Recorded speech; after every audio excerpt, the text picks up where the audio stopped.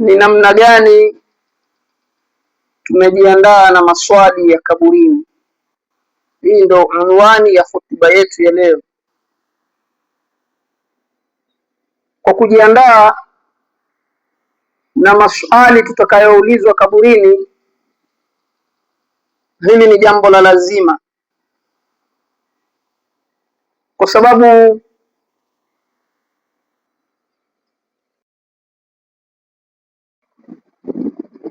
أعوذ بالله من الشيطان الرجيم. بسم الله الرحمن الرحيم. الحمد لله الذي هدانا لهذا وما كنا لنهتدي لولا أن هدانا الله. اللهم صل وسلم على سيدنا محمد الفاتح لما أغلق والخاتم لما سبق الناصر الحق بالحق والهادي إلى صراطك المستقيم صلى الله عليه وعلى آله وصحبه حق قدره ومقداره العظيم. أما بعد، عباد الله، أوصيكم ونفسي أولا بتقوى الله تعالى وطاعته أيها الناس. وإسلام وتكوفوا بعدكم شكر الله سبحانه وتعالى نكوزبلك زيادة za rahma kwa kipenzi cha umma mtukufu wa daraja, kipenzi chetu Bwana Mtume Muhammad sallallahu alayhi wasallam. Hatunabudi kumshukuru Allah jalla fi'ala kwa utukufu wake na mapenzi yake kutujalia wachache miongoni mwa wengi kuja kuitekeleza ibada tukufu ya salatul Jumaa. Zangu Waislamu watukufu, unwani ya hotuba yetu ya leo ni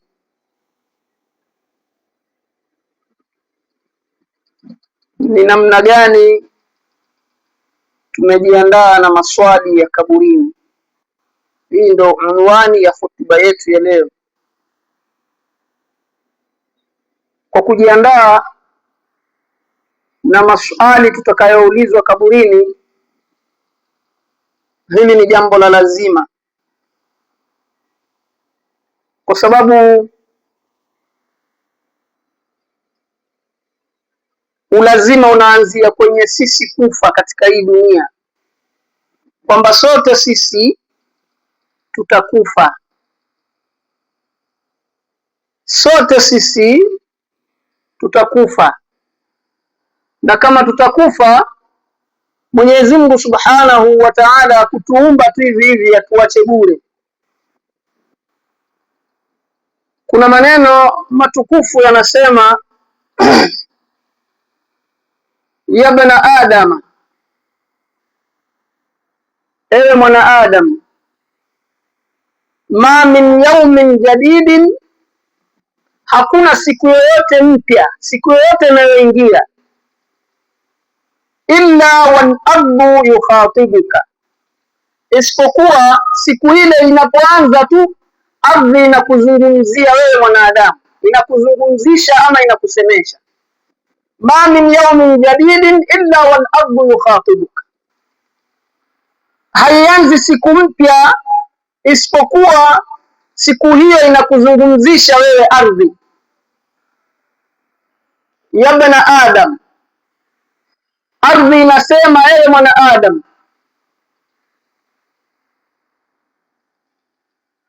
tamshi ala dhahri, unatembea juu ya mgongo wangu. Ardhi ndiyo inasema kutuambia sisi, mimi na wewe, pale tu asubuhi itakapoingia, siku itakapoanza, ndio anasema msemaji, ma min yawmin jadidin, hakuna siku yoyote mpya isipokuwa ardhi itakusemesha wewe mwanadamu, itakwambia unatembea juu ya ardhi ya mgongo wangu, alafu wa masiraka fi batni, lakini mwisho wako ni ndani ya tumbo langu. Maana yake ndio nathibitisha yale maneno ya kwamba sote sisi tutakufa. Lakini baada ya kufa, nukta yangu ya hotuba yetu ya leo iko hapa. Tumejiandaa vipi na maswali tutakayoulizwa kaburini? Na maswali yako, wengine huwa, mimi nilivyokuwa mdogo walikuwa nasikia watu tutaulizwa maswali, sijui kuna nyoka, nikajua ni mambo ya maskhara. Lakini sasa hivi nimekuja kuta kwenye vitabu, kumbe ni kweli tutaulizwa.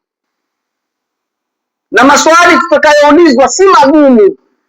Mwenyezi Mungu Subhanahu wa Ta'ala hatupi mtihani sisi isipokuwa somo lake ametufundisha. Hapa duniani sisi tupo kusoma. Tukishakufa kila mmoja akaingizwa katika kaburi lake, ndio tutaulizwa maswali hayo ambayo ni maswali sote sisi tunayafahamu. Lakini atakayefanikiwa kujibu maswali hayo ni yule ambaye Allah Subhanahu wa Ta'ala amemthibitisha kauli yake. Lakini kwa nukta ya kuulizwa ni sote tutaulizwa, hakuna mjadala kuhusu hilo katika makaburi.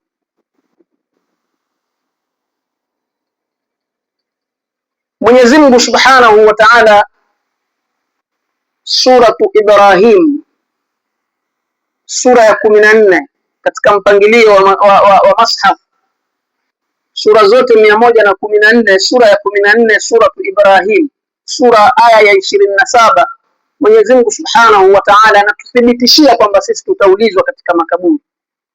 Anatuambia baada a'udhu billahi minash shaitani rrajim, yuthabbitu Allahu alladhina amanu bil qawli thabit fil hayati dunya. Atawathibitisha Mwenyezi Mungu wale walioamini kumwamini Allah Subhanahu wa Ta'ala. Kumbe sio kila mtu tu maswali yakiulizwa atajibu. Itatokea ithbati kwa Allah Subhanahu wa Ta'ala, lakini watathibitishiwa kina nani na vipi? Anatuambia Mwenyezi Mungu mwenyewe, yuthabbitu Allahu alladhina amanu, atawathibitishia wale ambao wameamini kumwamini yeye Allah Subhanahu wa Ta'ala. Ndio maana nikasema maswali tutakayoulizwa kaburini ni masomo ambayo leo tunaishi katika hii dunia. Kila ambacho unaishi nacho katika dunia utaenda kuulizwa nacho kaburini. Pumzi unayoitumia leo utaenda ulizwa nayo kaburini.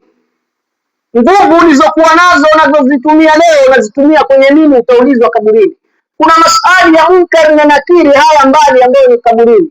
Kisha siku ile ya mahshari tutakapofufuliwa, kila mmoja ataulizwa, kwa sababu tutakuwa wabishani. Tutakapobishana tutaulizwa, kwani wewe sikukupa macho, sikukupa masikio, sikukupa miguu? Lakini haya maswali ya munkar na nakiri ni yale ya man rabbuka. Utaulizwa tu ni nani Mola wako. Sidhani kama hakuna asiyejua Mola wake leo. Ndio maana nikasema maswali tutakayoulizwa ni mepesi, ni rahisi. Lakini Mwenyezi Mungu anasema yuthabbitu Allahu alladhina amanu bil qawli thabit. Atawathibitishia Mwenyezi Mungu Subhanahu wa Ta'ala wale walioamini kumwamini yeye Mwenyezi Mungu Subhanahu wa Ta'ala kwa kauli zilizothibitika. Kauli zilizothibitika ni yale maisha unayoishi nayo leo katika dunia. Unazungumza nini? Kila unachokizungumza leo ndio utakachokijibu utakapoulizwa maswali na munkar na nakiri. Vile unavyoishi leo ndio maswali utakapoulizwa kwako yatakuwa mepesi, kwa sababu hapa duniani umethibitishwa na Allah Subhanahu wa Ta'ala bil qawli thabit, kwa kauli iliyokuwa thabit. Kwa hivyo kwa maneno haya mafupi tu tunathibitishiwa kwamba atakayejibu maswali kwa usahihi ya munkar na nakiri katika kaburi lake ni yule ambaye amethibitishiwa kauli nzuri hapa duniani. Maisha yake hapa duniani ameyaishi kwa ajili ya Allah Subhanahu wa Ta'ala. Menendo yake ni kwa ajili ya Allah Subhanahu wa Ta'ala. Hili ni kaburi, ndugu zangu Waislamu. Tukizungumza tusitoke nje ya kaburi. Ndio mada ambayo tunazungumza. Tutaulizwa maswali katika makaburi yetu. Na maswali hayo ili ujue ni mepesi na ni magumu, kila mmoja anaziko peke yake. Yuthabbitu Allahu alladhina amanu bil qawli thabit fil hayati dunya wa fil akhirah. Maisha ya duniani na akhira vile unavyoishi ndio kauli yako itakuwa thabit katika kaburi lako.